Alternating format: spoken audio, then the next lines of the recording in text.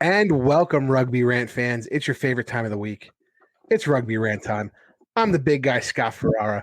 With me is Rob, the Hammerschmidt. And we actually have two guys on here today. Unfortunately, our buddy Ty couldn't be with us. But, you know, I think it's going to be a fun one. We got Derek Bressette. Check him out at Bressette the Jet and Rouge Rugby and Layman Sports. Sasquatch.com.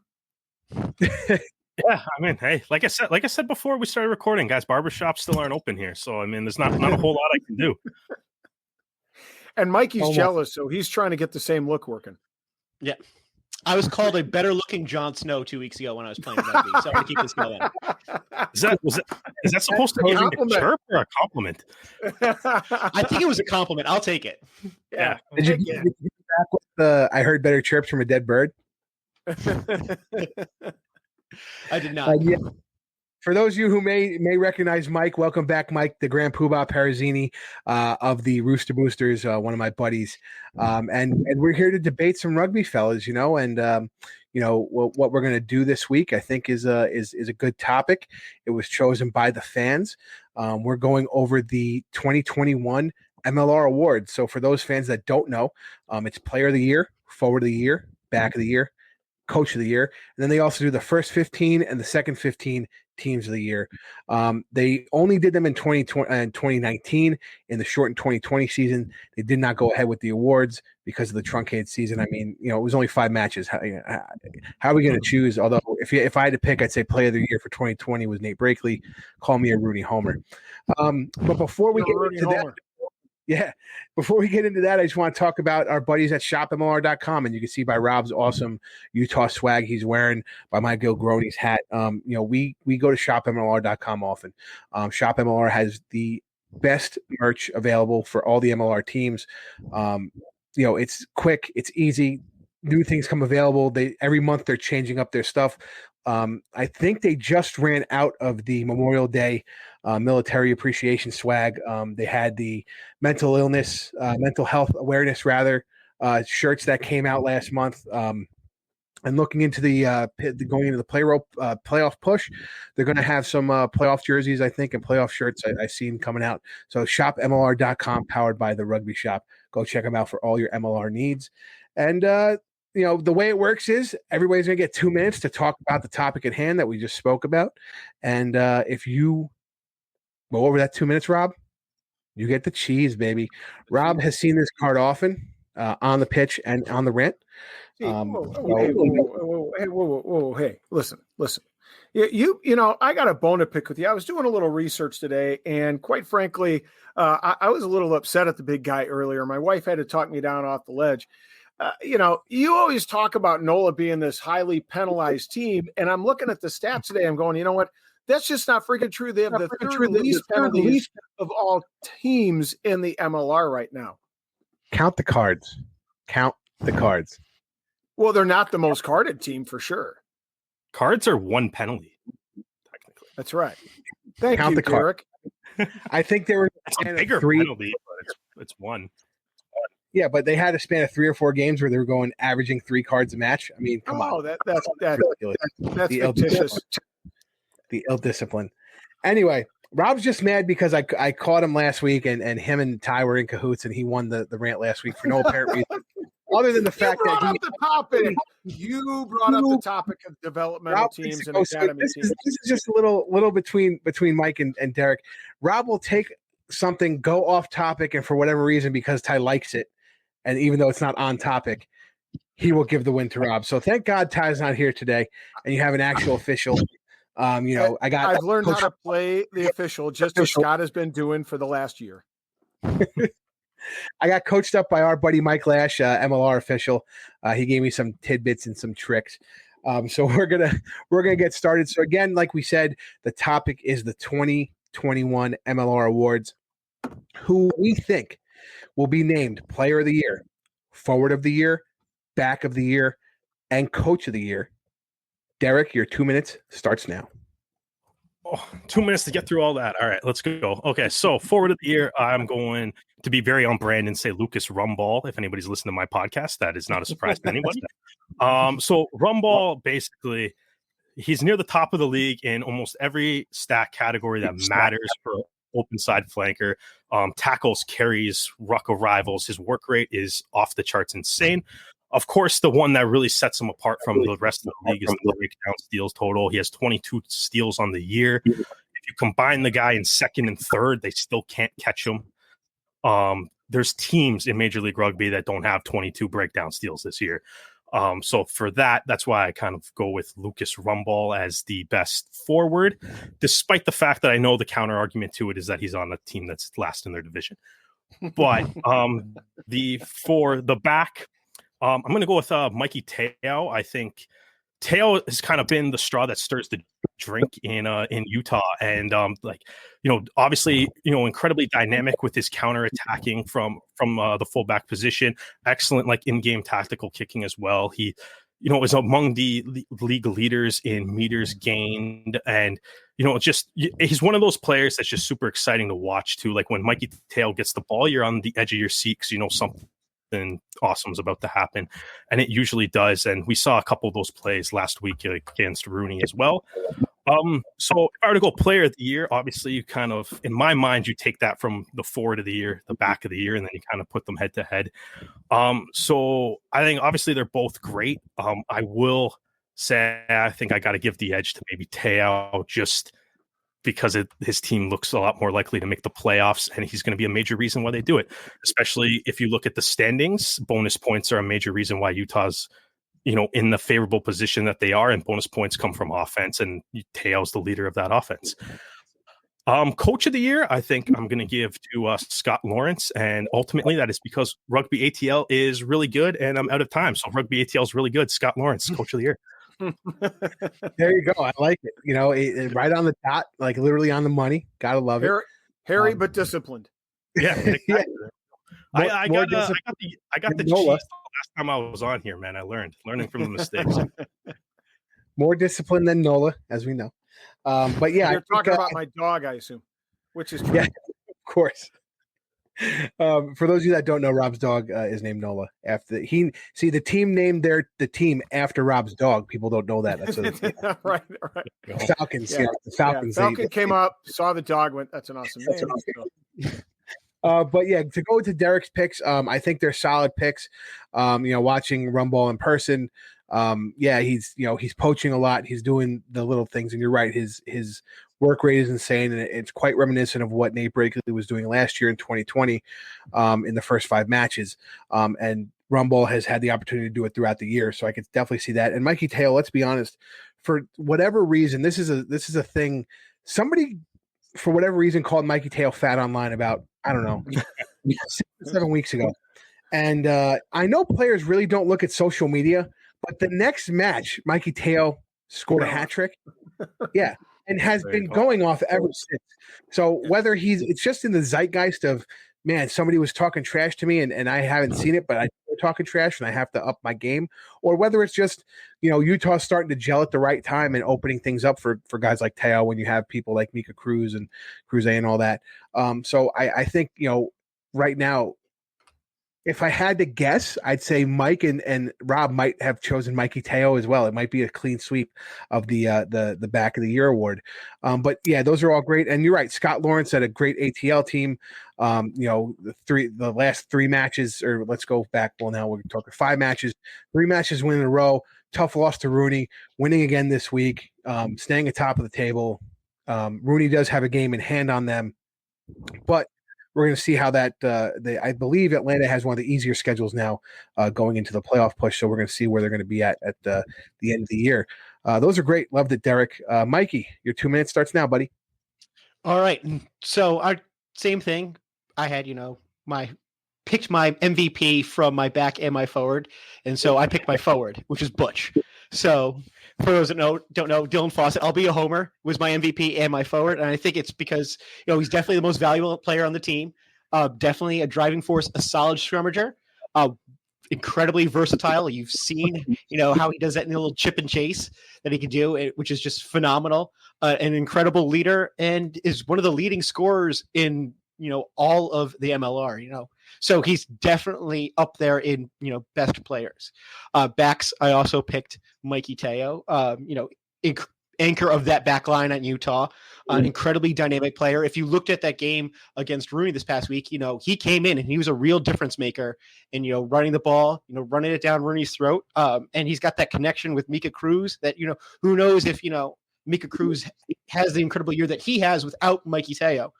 And then for my coach, I picked Marty Veal, coach of Rooney. I think he had to step up when Greg Williams stepped down. He's helped to create, a nice, incredible winning atmosphere at Rooney. And, they've brought in a lot of new players and he's kind of fit in and, put guys where they need to be.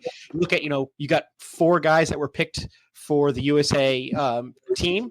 One, Fawcett, who's not going to travel, but 3 guys are traveling. You've got Quinn Nguati, who is going to be at Canada. You got Wilton Rabolo, who's going to be playing for Brazil. So you've got these guys, they kind of fit everyone in. And, Quinn's getting his first cap for Canada, hopefully. And so, we found, Quinn and put him in the right spot. My backup, actually, I'll name it, is Chris Silverthorne from Toronto. I think he's done an incredible job with Toronto. In the circumstances that he's given, they haven't had a true home game this year. And so it's been incredibly tough. And the losses they have been very close. So that's who I'm going to go with for my my 4 players and coach of the year. And I think it's interesting. You guys are picking either your forward or your back to be the MVP, and that's interesting because in 2019, going back to the players they picked, Brad Tucker was picked as player of the year. The forward of the year was, I prefaced it with Australian Paddy Ryan, not to be confused with Irish Paddy Ryan, who was Rooney that year. Australian Paddy Ryan of San Diego. Back of the year was JP Duplessis on San Diego that year, and coach of the year was Rob Holdley, San Diego coach at the time. So they did not. Brad Tucker was not the back of the year. He was just the player of the year, and they had a separate back of the year. So it's interesting you guys are doing it that way. Not to fault you. I wouldn't take any points away from you on that point. But I just like 2 homer picks. Yeah, well, Rob, two of these things are not like the other. You guys are younger and way better looking. But seriously, I think it's fun to have those. I'm aging like fine wine, dude. Yeah, tastes like vinegar. I think it's good to have those homer picks. I'm killing Rob today, baby. I'm killing Rob. But it's fun to have those homer picks, and I think Dylan Fawcett is a perennial top 15 player at his position. I'll try not to. It's tough. You are a snack, Rob. We've heard people in the New York area have been gone missing, so that was a little weird. Yeah, the Jeffrey Dahmer style. But seriously, Butch is a good pick for not just to be a homer. I mean, let's talk about what he does, the way he inspires the team, the way he captains the team, the way he puts himself out there, and then his play when he shows up in the scrum, when he does those little things to help Rooney out on the offensive side of the board and the defensive side of the board. Plays. He's not afraid to get his head dirty. And listen, Mikey Teo again. Like I said, I thought we might have a clean sweep. We might not. We're going to find out soon with Hammer. But I do think Marty Veal is an interesting option as the coach of the year. And you're right, having some, not controversy, but just, to test himself to say, I'm an assistant coach. The head coach has to leave 2 weeks before the season. And now it's kind of put on me. And not having an attack coach, I want to say the first, Mike P, like 5 weeks, 6 weeks? Yeah, close to 5 weeks. Until Marty Bork was named attack coach, and then still it would take at least 2 weeks to fully implement an attack. So let's say 6 to 8 weeks of a team that's a lot of the guys are new, and your attack, your coach has left. And for those of you that don't know, Greg McWilliams was the previous attack coach for the USA Eagles. So I mean, a lot of that experience on the attack was coming from that head coach. So it's an interesting pick, and I mean, at the end of the season, depending on who wins, it could be between Scott Lawrence or Marty Veal. We'll see who can make it to the finals. And now it's our buddy Rob's turn. Rob, your 2 minutes starts now. Yeah, so I definitely went in a different direction, and that would be I did not pick my MVP as out of one of my forwards or backs. The other thing that I did differently is, unlike my compadres here who were total homers and picking some of their own members of the teams in which they support, I did not, pick a guy from NOLA, although Cam Dolan certainly deserves some consideration for the heads-up play he had in the last couple of games that ultimately led to some wins. Nevertheless, I'm going with my forward. I've been giving Angus Cottrell love all year long. I think he's been absolutely stellar. 9 tries, second in the league, out of your blindside flanker. He does the dirty work. He does he's there for the offload. He's there to, pick and go, in the A gap, as Scott likes to talk about, when nobody's watching the post. 396 meters carried, a ton of meters carried for a forward, 66 tackles, and 942 minutes. I mean, unreal over 12 games. I mean, just his workload is amazing. So we like forwards to work hard, and I think he's the epitome of that. Not to take anything away from, a guy like Lucas Rumble. I think he's outstanding. But Angus is one of the engines that makes LA go. My back, I'm agreeing with my guys here, Mikey Teo, and 8 try assists or 9 try assists, 984 minutes over 13 games, and I think he's been the spark to lead those 4 comeback wins that they've had. So that's something important. I'm going to go with my coach next. I'm going with Scott Lawrence. A lot of things to point to. He has his team first in turnover tackles. He has his team first in turnovers 1 and second with 93% scrum. I think and defense has been extremely well organized. Scott talked about it early in the season. Defense is the most difficult thing to get organized straight away, and I think Scott Lawrence has really brought that part of their game around considerably, which has been keys to their victories. And then finally, I'm going to go with my MVP. I'm going to go with DTH. He's not your prototypical winger that just goes out and scores tries from the wide channels. That guy comes in and finds work, and you literally watch, and when you're the opposition, you go, DTH is going to find a gap. DTH is going to find a spot. He's going to be exploding right now. Just watch out. And he's just somebody that you worry about all the time on the pitch. You got to identify where he's at. You got to mark him up. You got to be aware of him. And for me, that's something that's important to remember about DTH. 10 games, 731 minutes, 50 points, 10 tries, 820 minutes carried. I mean, an amazing work rate. And a good in defense too, 43 tackles. Yeah, I mean, I think again, I think all of you guys have picked solid picks on the player side. The coaching side, I think we're a little lopsided on the East Coast because we're all East Coast guys. So I would like to, I'd say honorable mention that could be it depending on how the West turns out. Sam Harris of the AGs. I mean, I think they still have the number 1 defense in the league, and you're talking about a team that, from what was happening in the end of 2019 into 2020, from going from the herd to the elite for 2 weeks to the Gilgronis, and then a 2020 season that really was most considered a disaster, to be quite honest, of how it was going. To come back, have a turnaround, go on some runs, hold some high scoring teams to very low scoring matches and low scoring finals. Sam Harris has coached up that team, and I'd pick what was that, Rob? Well, I was going to say, and to add credence to what you're saying, because I agree, Sam Harris deserves a lot of credit. They dealt with a lot of injuries this year, and he was able to figure out a lineup that was able to cover up for some of those injuries and still have an effective defense, still have an effective attack. So, all credit to him and the work that he and his staff have done there. And to add another AGs, I think you could put Jamie McIntosh up there for forward of the year. I mean, his scrummage has just been insane, to be quite honest. It was hard.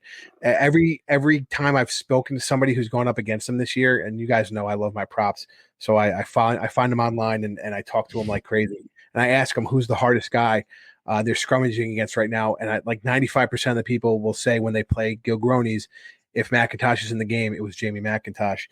So I think just from a scrummaging standpoint, I know we like to look at the forwards and players of the year as those guys who are offensive drivers, like the flankers and people like that, the 8 men. But I think Jamie McIntosh could be up there for that. And then, I was looking at maybe, and it's a late come on, but John Ryberg for LA has been friggin' killing it. Scoring almost at will sometimes in some of these matches. And I don't know if that's just because they get in such an early lead and it's just kind of like that baseball rule where that guy hits that home run in the 8th and they were already up by 8 runs. But it seems as though Johnny Ryberg, like DTH, just is like a master on the field. And I think that's, part of the team that they play on, but it's also a part of the individual effort they give, and that free flowing rugby they play is based upon that step and finding that line. And I think maybe think about this is that John Ryberg is finding his way around the pitch with that team. I mean, think about coming to that team as a young American guy with a lot of, well vetted Aussies, right? And you're kind of might be a little bit intimidated. And maybe now he's finding his footing in that team and figured out his place and figured out his role. And it's really allowed him to shine. And I have a specific question for Derek here. So, Derek, if you had to pick the best Canadian that wasn't Lucas Rumball playing right now in the MLR, be? It's actually kind of funny. I guess listening to what Mike and Rob have kind of suggested, I was like, I made like a couple notes on players I would pick, and I don't think we're too far off in the line of thinking. No. I would. DTH has to be up there if you're talking like the best Canadian in the league. I mean, it's tough to argue the guy that's leading the league in try scoring, right? Especially if you're coming in from like the perspective of that's a winger. And like that's a winger and that's your job is to score. But it's like you kind of said, Scott, like he's or Rob, he's one of those guys that he goes and looks for work like around the pitch, man. He hits a lot of rucks. He both on the offensive and defensive side. If a team attacks the edge, he's very good defensively to make those tackles. Unreal pink hair right now, so that's some sort of bonus points. Exactly right. It's like best hair in the league. But it's so I mean, like I think that's kind of one of those things. I mean, he was the leading try scorer for like the last decade in the Pro 14, right? So it's something that I think you can kind of expect from him. Did you say not Lucas Rumball or not Toronto Arrows? You just said not Rumball. Just not Rumball, yeah. Yeah, so I would throw Ben Lesage in there too. Probably one of, in my opinion, he's probably one of the best defensive centers in Major League Rugby. I know, Rob, you probably appreciated that battle that he had with JP Duplessis on the weekend. That was a lot of fun to watch. Like I think that's kind of the two guys that I would go. I like, as Mike brought up, Quinn Nawadi. He's definitely getting a cap. He has to, basically, especially if Spencer Jones is hurt now. Nawadi has to be the guy for Canada. And I like what Bruni's kind of done with him, like the fact that now they've put him on the wing, they've put him at center, kind of expand his horizons a little bit. Been really impressed by him too, and just going off also what Mike said, because I know he mentioned Chris Silverthorne, and like what the Arrows have had to go through this season is nuts, quite frankly, and what Silverthorne's been able to do to kind of put a team on the pitch. And I think if you extend that head coach of the year thing to GM of the year, if we did GM of the year, it's no question, it's Mark Winokur. Nobody's had to relocate a team. You're going to lose. They have to sign all these guys just because they're going to lose 13 players to international duty between Uruguay and Canada now. Trying to find guys like Liam Murray to come in on loan and working with other teams. Just the fact that no matter what the record is, it's just the fact that the Arrows have played and managed to finish the season gets Mark Winokur the GM of the Year award in my mind. Any wins that come, no matter what the record ends up being, I'm not gonna waver off of that statement. But yeah, that's not. So those would be like my Canadian, I guess, shout outs. Can I just say, if there's one takeaway, and as Derek was talking about it, just kind of resonated in my mind, like, I don't know that 3 years ago I could have named one player on the Rugby Canada roster. Yeah, and I don't mean to disrespect the Team Canada, right? What I'm saying is I was very USA centric, right? I knew the guys in the USA roster, but what's been so great about the MLR has been the number of Canadians that have proliferated and done incredibly well throughout the league and really let their talents be shown. And so now I can't wait to watch them, in England and against Wales, because I really know who to look for. Look for Lesage. I can't wait to watch, Nawadi play and get an opportunity to get a cap. I mean, I think that's one of the other ancillary benefits of the league is just being able to know more about our neighbors to the north and to be able to watch those guys grow and play and along with the United States, hopefully get up into that tier 1 status. Yeah, I would agree with that. I mean, I remember in 2019 before the Arrows first season, it's like you could reading some of the stuff from American news outlets having like the Arrows be like they're gonna finish last, and it's like reading some of them being less like, you guys know, like this team's like half of Team Canada, like they're gonna be fine. And obviously, they ended up making the playoffs in their first year. This year didn't go according to plan, but what can you do?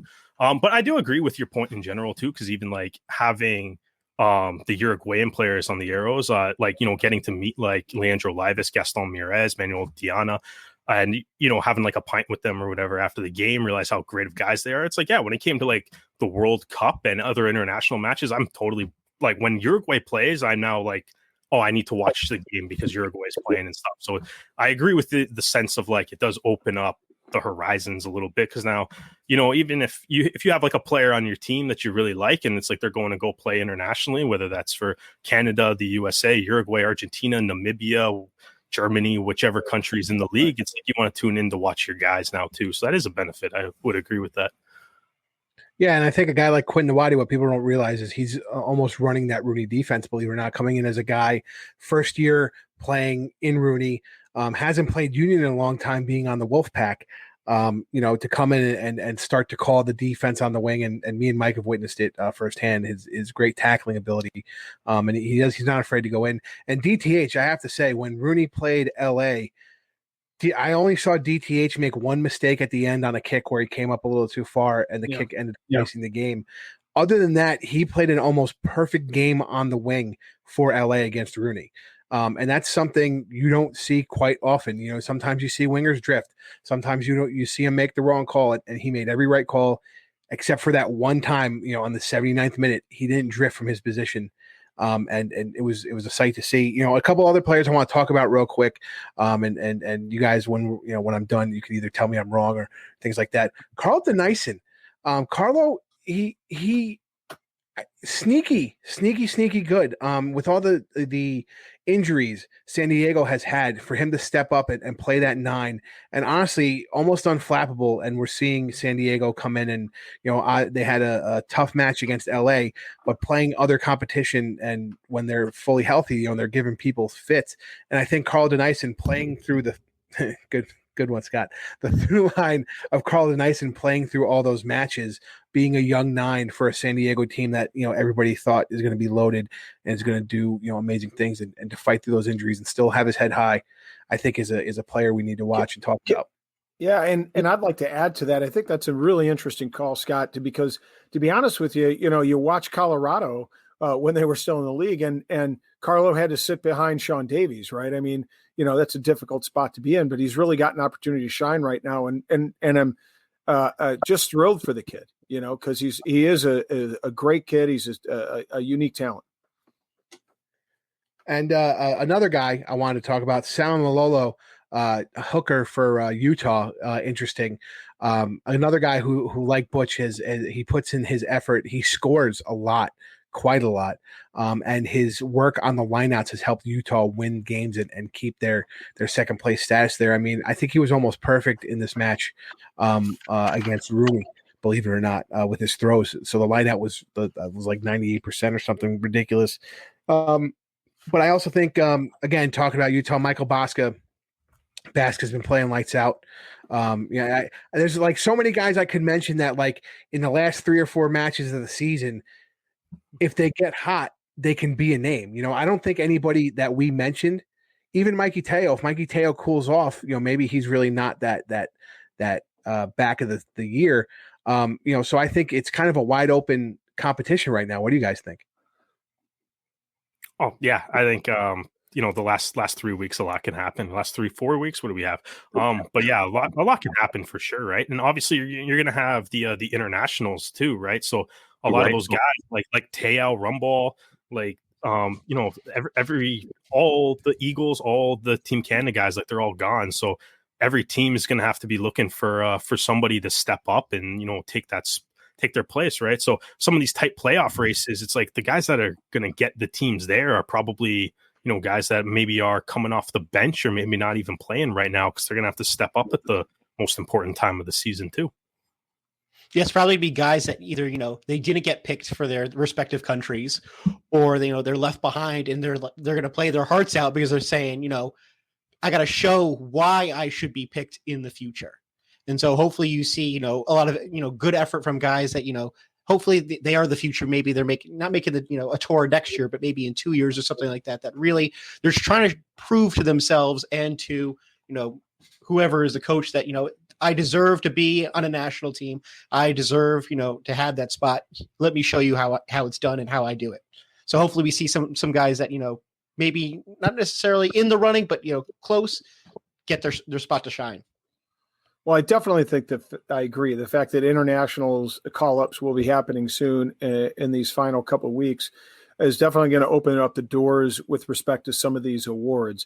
For me, Angus Cottrell is still going to be there. He's obviously not getting called up, but Teo potentially. I actually, on another note, a guy that speaks to exactly what Derek and Mike talked about, that I'm anxious to see get a starting role a little bit more frequently, or a lot more frequently, is a guy, Devin Short, down in NOLA. I mean, of course, everybody knows I'm a NOLA fan, but Devin's been coming off the bench as kind of an impact player, a finisher, and they had high expectations for him when they traded for him. And I think he'll have an opportunity to really shine pretty brightly and own that 7 spot potentially, or at least make a case for it. Definitely. And here's a question. I correct me if I'm wrong. What was I going to say? Utah is losing both of their 9s, right, to USA play, right? Am I right about that? USA and Canada play, but yes. Yeah. USA. Sorry. We talk about USA and Rugby Canada so often. It's like if they had, in my head, it's one big North American team. So my question, does Sean Davies put on the 9 for Utah? He might. What is the actual plan? Because they had Christensen play behind Hurst last week. Is that like their plan going forward, to kind of use Christensen as the 9? Yeah, I believe so. I think they have Christensen behind Hurst, and Hurst and Bosca gone. I think Christensen and looking at I think Loopser, even though he's a fly half, I think he can play scrum. So I think in their head, he can play the 10, and if he has to come on at the 9, he can. But maybe do you take him out of that role in order to play 9? I mean, Loopster has been so effective in. I don't think you take him out of that role to start.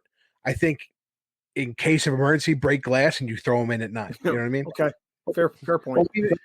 I mean, it happened at Rooney when Rooney had Hollinshead get injured before they could get Harry Bennett in, and Hollinshead was there. They moved. They what was it? They moved. I think it was they ended up moving Foden down to 9 and Ellis over to 10. Because Harry Bennett wasn't on the squad.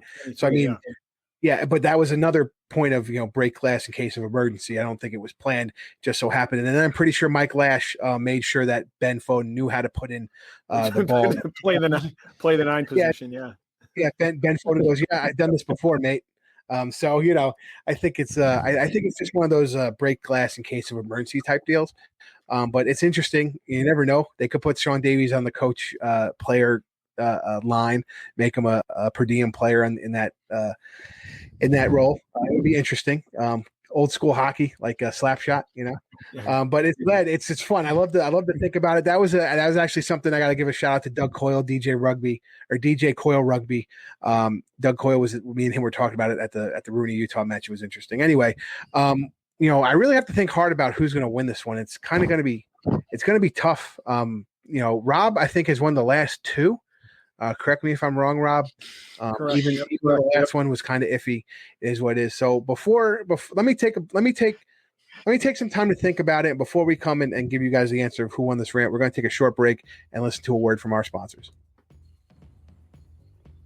Rugby Coffee was born out of 2 passions: providing ethically sourced coffee and promoting the growth and development of rugby. By combining these 2 passions, the folks at Rugby Coffee see an opportunity to bring people together, and together we can make a difference. Rugby Coffee invests 10% of their profits in giving kids opportunities to play rugby and projects that help uplift communities. These endeavors have been transformational in many kids' lives and uplifted and empowered these communities. The boys at Rugby Coffee have launched 3 distinct brews, which you can pre-order right now as we speak. Jouet Jouet, Champions Cup and Crowd Favorite, which is a mild North American blend. Each brew has its own unique style and flavor. Get your brew, pre-order now while you have the opportunity, and support youth rugby. A simple vision can be transformational. Rugby as a sport can inspire communities, bring hope, and provide opportunity. Rugby Coffee, it's not just a game, it's a way of life. And welcome back, Rugby Rant fans. I still need some time to think, to be quite honest. So before I tell you who's the winner, please rate, review, and subscribe on Apple iTunes. Check us out on Spotify. We put out everything in an audio platform as well. And follow us on all social media, on all platforms at Rugby Rant Pod. I do some awesome TikToks. I'm that guy. I do TikToks. It's fun. I find some good ones. What I've been doing lately is finding some good ones and relating them to rugby. So it's really fun. So again, please follow us on all social media at Rugby Rant Pod. We love to interact with our fans. Man, I know Hammer's going to be pissed off at me right now because he's you didn't pick me to win because you just hate me or whatever it is. But unfortunately, I don't think the Hammer won today, and it wasn't because of his picks. I think it was just. I think that the person who won just kind of had a better feel for it. And Mike's not going to like me either, so I might get thrown a beer on me. Derek, you won. Congratulations. Thank you. Appreciate it. Can you, Mikey P, just don't make it an expensive beer, okay? Absolutely not. Utica Club, a nice upstate New York beer. There you go. Oh, there you go. That sounds nice. Can you send up that juggernaut of a trophy that Rooney has now? Do I get to celebrate with that? Yeah. Hey, can I just say, how awesome was that cup? Oh, I love it. I feel bad for the shield, to be honest. Yes. It's the most important trophy, but it's slowly becoming the least cool trophy. Yes. That thing was massive, man. You needed like 4 guys to carry it. It's brilliant. And it has handles. It actually has built-in handles because it's hard to hold. You need it, man. You need it. Like just as as the guy from the country with the Stanley Cup is the champion of like the biggest sport there. If the trophy isn't at least 4 feet tall and able to hold at least 7 beers, not a trophy. It's not a trophy. I'm sorry. It's not a trophy. Well, and I thought it was I thought they were going to pull the Stanley Cup out of that box at first. I'm like, that's a massive box for a trophy. Yeah, no, it's crazy. Apanisa Kakalavu had picked it up, and at one point it just like slips in his hands a little bit. I'm like, God forbid you get injured because you were holding up the champagne cup, you know. But it now makes sense why they didn't bring it with them. When LA didn't bring it with them, it's just too big. You know, it takes up 3 seats. I wonder how much the shipping would have been monumental. Exactly, it would have had to fly first class. Yeah, everybody's worried about LA's players. It's the shipping bill that actually goes over the salary. Derek, congratulations on your win. I think it's your first. I don't think you won the first time you were on. No, definitely not. I think I got like 2 yellow cards last time I was on. Definitely did not win. It was rough. But congratulations on your win. And as always, it just makes me happy when the Hammer loses. But please remember, catch us on TRN every Friday night. We come out with our rant episodes Friday on TRN. Follow us on Facebook at Rugby Rant Pod if you want to catch a sneak peek of that episode, which includes our game analysis on Thursday nights. You get a sneak peek, or follow us, watch us on TRN. Also, check us out Monday nights on our Facebook at Rugby Rant Pod. We do interviews every Monday night. This past Monday night, we interviewed Stan South of OGDC. It was a great interview. Stan's a great guy. Thank you so much for watching, guys. We appreciate it. I'm Scott the Big Guy Farrar. That's Rob the Hammer Hammerschmidt. For Mike the Grand Poobah Perazinni, Derek Bressette, and our friend Ty, who couldn't be here. Thank you guys so much for watching, and we'll see you at the next. And we're back, Rugby Rant fans. You know, it's that game analysis time, and the game we picked this week was Utah at Rugby United New York at Cochran Field in New Jersey. The battle of the number 2s at the time, and actually still right now, both teams are still the respective number 2s in their conference, still fighting for that playoff spot with teams hot on their heels. I know Rob was happy that Rooney did not get the win. Score being Utah 29, Rooney 28. I could have been happier had they not scored 4 tries and kept it within 7, but I'll take what I can get at this point. Yeah, that was my next comment. The net gain of 2 points, hurts Nola, but Rooney's not always the best with bonus points, so we'll see. So I think in my mind, it was a hard fought game. It was a great game by Utah. It was a great game by Rooney, even though Rooney seemed to be ill disciplined at times. I think it was the tale of both teams playing the rugby they play, and just who was going to score last at the end. To be quite honest, so I want to pass it over to Derek on his thoughts about the game. Yeah, I mean, I think I agree with that completely. I think like Rooney, there's nothing really that I say is like, oh, Rooney did this terribly and that's why they lost.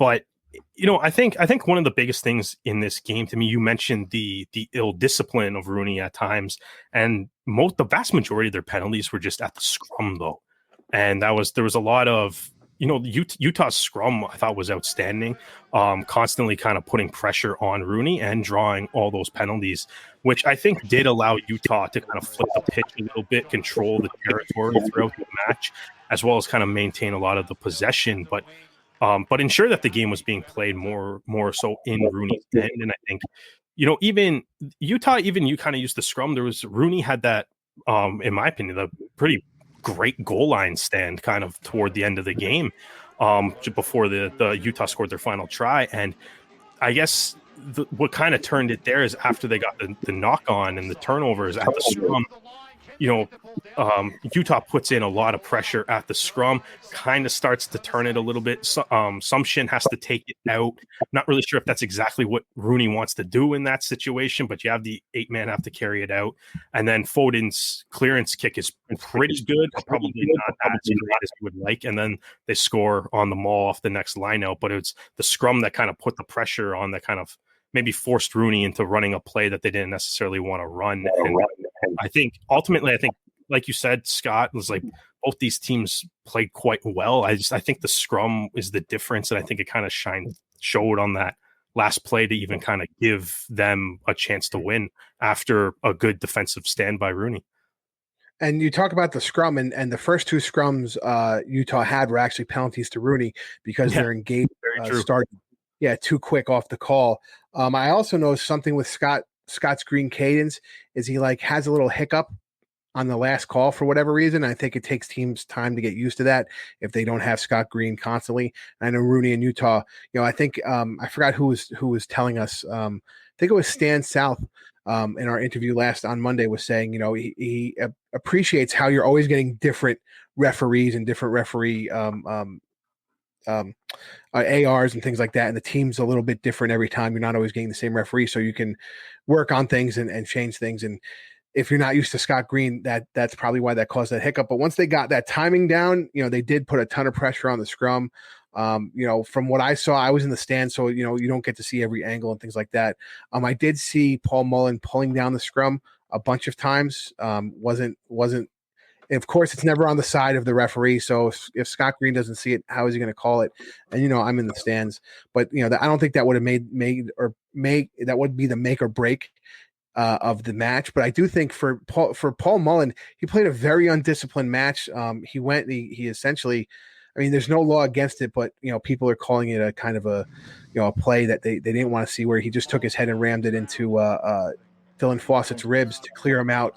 And it's dangerous that he even did that to himself, but 2, it just felt like, he was kind of targeting an open area on a player that you didn't necessarily need to do that. And then he open hand slaps. I think it was Ben Bonasso. Yeah, that was a super weird play. Seemingly like no purpose or reason too. It was. Yeah, and then it's funny. I'm sitting there watching the match with Preston, right? And we're sitting there, and I watch it, and I go, "Wait a minute, did he just bitch slap him? He bitch slapped him, and then he got a yellow for it." And I'm like, "Really? For that?" Scott Green was like half a foot away from him when he did it. Like, you can't ignore it. No, but how many times have you done that in a game where it's just that little, hargy-bargy that happens as a part of a game, and an official will have to say, "Hey, I'm watching you. Next time you do that, you're going to get the card." But I mean, it was an open hand slap rather than a But fist. here's the thing, though. According to the law, even if you swing on somebody and miss, you're still getting a card. Which Ben Bonasso was on the wrong side of that, in week 3. So I think it's automatic card now. And then you saw Angus McClellan come on, and then Paul Mullen just never made a return. So I don't know if he was just tired or something and wanted to get off. But I think you're right, Derek. I think the difference was the scrum. And like I said, even though I thought some scrum penalties should have went a different way, I don't think it would have made a difference at all in what the final score was. So, Mikey, what do you think of your game analysis? We were sitting close to each other, Mike. Me and Mike were almost holding each other. Crying at the end of the match, but it just seemed like Rooney was on the back foot the entire match. He never really had complete control, and it seemed like the vast majority of the game was played inside their 50 and even inside their own 22. And even with those, those brilliant plays that they had, that great try by Appy, and with those passes inside that right into where those gaps were, or the offloads from Foden that eventually went to with Bettina, who then went to Bennett. Like those were great lightning plays, but it still, even without that, they still didn't have they didn't seem to be running properly. Something was off. I think part of it had to do with all the injuries they had, especially in that pack. We, as mentioned, we lost Fawcett very early, within the first 5 minutes, I think. And that's a real killer. And then asking, Wilton to play for, 60 plus minutes. And then, you had Samu playing for close to 70 minutes. You had, so that entire front line, almost played an entire game, which was insane to ask for, a prop. Most props, in hookers, you're playing 60 minutes, but, they really pushed him to the max. To interrupt you, Samu played 75 minutes before he was taken off the field at prop at tight head. So that's interesting. And that was for blood. That wasn't even like a tactical decision. Yeah. Like he could have maybe play 80. Maybe, I don't know if he would have, but like he was approaching that because he didn't. That wasn't his coach's decision to come off. That was Scott Green telling him he had to go off. Yeah, because I think at that point, the third time he had to be wrapped up, and Scott Green was like, "You have to get it done on the spot." Yeah. So also, the two real killers to me were the net 0 points when we had that yellow card. We end up getting that try, and then they come right back and get a try. So net 0 when we've got a man up. You should that's where you should be building your lead. Technically, we scored. Harry Bennett scored his try right after Paul went off the field. Yeah, but then I don't think we scored again after that. No, we didn't, and they scored one on us. I think while he was on. Yeah, so I think it was a net 0. And then right board, we should have been going up on that. And then to me, the real killer and like the nail in the coffin where I was like, come on, let's hold on to this, but we kind of didn't, was that Mikey Teo penalty play in the second half, where he just pushes it outside. No one's really paying attention to what's going on. They take advantage of kind of Rooney, sucking wind and being a little, lollygagging. And he saw the opening play. He was fresh at the time because Utah made the right, subs at the right time, and boom, just takes advantage of that. And at that point, I was looking at, the clock the entire time, going like, all right, can we hold on for another 10 minutes? Can we hold on for another 5 minutes? Or are we going to, be able to sustain that? And it just didn't seem like we could. Yeah, I mean, and you talk about that last sequence of plays, Nate Brakely getting around the 60th minute, getting his card, Utah scoring right after that. I think it was Lobser scoring like directly after that. Then Rooney holding them until Nate comes back on to finish it out. But Mika Kruse scores at that 77th minute. And to go back to what Derek was saying about Kyle Sumption taking that ball, you have to realize too is they had Connor Buckley in it at the 9. Connor Buckley, I think, has had like 5 minutes cumulative playing time in the MLR at this point. He hasn't been able to get that playing time. So I think it was just an 8-man, doing what an 8-man does, and Kyle Sumption being a veteran player to move it up. And then to be honest, what Connor Buckley does after that is actually a great play, even though the kick is kind of suspect, because everybody was setting up for Bennett to kick the ball and on the open field, and he goes to the short side to Ben Foden. And I think, he knew that the rush was coming from Utah and they were going to target on Bennett because most of the match, Bennett was doing the exit kicks. So to go to the short side of the field and give it to a guy like Foden who can get a kickoff quickly, I thought was a good move from a rookie guy. Rob, what are your thoughts? So, Derek hit up on the scrum and the significance of it. I mean, I think number one, Utah hit that scrum hard in the beginning. In the first 20 minutes, they had 2 dominant scrum wins. And then the critical one to me, it came at 38 minutes. There was a scrum penalty on Rooney at the 5 meter for an early drive. And that launched to Avao try right before the half. And so now they're only down by 2. And I think it, just kind of breathed life into the Utah game.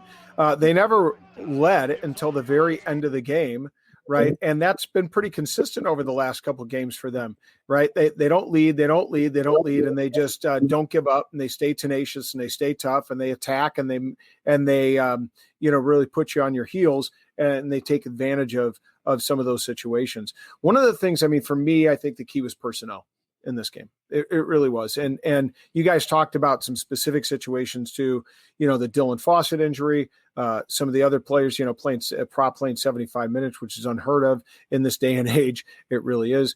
But Utah only used 1 sub up to the first 40 minutes, right? Whereas I think Rooney had used almost all but 1 sub. Remescue came in later in the game. And that just, I think, tipped the balance, right? Utah has that energy that, you have Mikey Teo coming in, you have Cruze coming in that really injects some life and energy into the game. And we saw that with not just 1 quick tap, but 2 quick taps by Mikey Teo when Rooney's napping, and really took advantage of those situations to put Rooney on their heels and, continue to keep the ball in Rooney's half and put pressure on them. So I think that was those were some of the things that I noticed.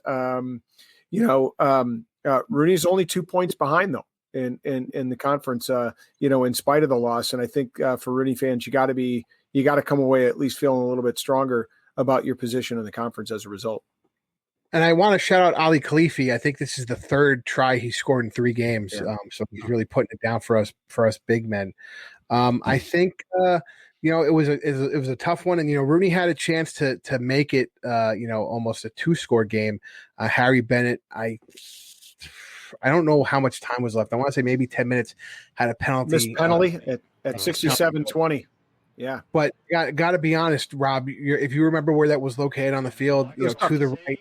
Yeah, it's a tough kick from probably 45 meters out. With the wind, that's kind of going across his face a little bit. If you guys aren't familiar with Cochran, it comes like across the field. It doesn't go up and down the field. It comes across the field. So it was a tough kick, and to be honest, we've seen him make those kicks, but it's not a given that you're going to make those kicks. So I think it just came down to ill discipline by Rooney and ill, the bad poor scrummaging by Rooney, and that kind of was what cemented Utah winning. I wouldn't call it a comeback. I think it was kind of a slugfest. It was really back and forth. At no time did I think either team wasn't going to score when they had the ball, So I think this was more of just a slugfest versus like the previous Utah matches which were little come from behind victories. Yeah. Well, yeah. And I don't mean to make a come from behind victory like last week, but the fact that they never once led in the match, there were, I think twice I saw where twice it was tied, but to actually having never led in the game until, the 76th minute when they, came back and put those points in the board with Cruze's try. I'd like to throw a little shout out. The thing I'm always giving love to is those guys that came through the draft and, get an opportunity to shine. It's good to see a guy like, free agent like Connor Buckley get an opportunity to get some minutes in. I'd love to see that. But I was really, really, really pleased to see Derek Ellington get some minutes. And significant minutes. And I thought I really saw it like 3 times when he really found some space, found some gaps. He was, involved in a good run of play there with several offloads there at the end. So kudos to him for getting some quality minutes and really showing his talents on the field. Ellington, I think he played the most meters gained for Utah, or out of anybody, I guess, in the entire game too. Yeah. So he made the most out of the touches that he got too. Yeah, absolutely. And it was a great match to watch, even though it didn't go the way I wanted to go. Mike was there with us. It was one of those matches where you're on the edge of your seat and you're having heart palpitations. So those are always good ones. and it was fun to watch. And I'm glad. It seems as though we've hit that stride in the MLR where we're having these exciting matches, and it's not just one match a week; it's several matches a week, and the matches are tight. And I love it, baby. That great analysis, fellas. I think we hit every nail on the head on this particular match. Again, both teams are still number 2 in their conferences. They still got a ways to go to be number 1, and you never know, they could slip out of that number 2 position and lose their place in the playoffs. I know Rob's hoping for that. I know Derek is still living on a prayer because I don't think Toronto's mathematically out yet, but they are now. They are now. Thanks to who? Well, I mean, thanks to Nola. Rooney didn't. I guess Rooney lost, so Rooney was actually helpful. Thanks, God.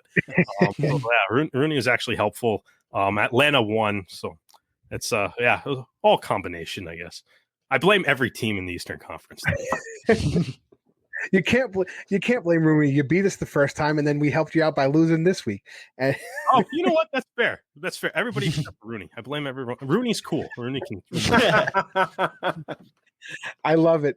And if you want to see more of us, if you want to see what we're doing, check us out on social media at Rugby Rant Pod. Follow us on Facebook. Rate, review, subscribe on Apple iTunes. Subscribe on Spotify or wherever you listen to podcasts. If you want more of us, we're here Monday nights on the RPK. We do interviews with coaches, players, anybody associated with rugby in North America. This past week we did Stan South, who is the lock for OGDC, and we have great slew of guests coming up in the next couple weeks. And please, again, just follow us. We have some fun. Check out our TikTok videos. Check out our Super Brew League. Every week you can win a weekly prize on our Super Brew League. I think currently I'm still number 1, knock on wood. I think our buddy Doug Wilkie's number 2, and he's trying to catch up with me. So those crazy Canadians aren't out of that tournament yet. You know what I mean? And listen, guys, it's been I'm not sure which is worse, to hear you gloat about how you're doing in Super Brew, or to hear Benji gloat about how he's doing in Super Brew. Come on, Doug Wilkie, cheater or no cheater, come on, Doug Wilkie. I find if our buddy Benji Haswell wins like 3 weeks in a row, but he's still like only in the top 12. And I've been consistently number 1 in overall for a long time. But anyway, guys, thank you so much for being on the show. This was a great episode, and I appreciate it. I'm Scott, the Big Guy Ferrara. That's Rob, the Hammer Hammerschmidt. For Mike, the Grand Poobah Perazinni, Derek Bressette, and our buddy Ty Braga, who couldn't be with us here tonight. Guys, I hope you enjoyed it, and we'll see you at the next.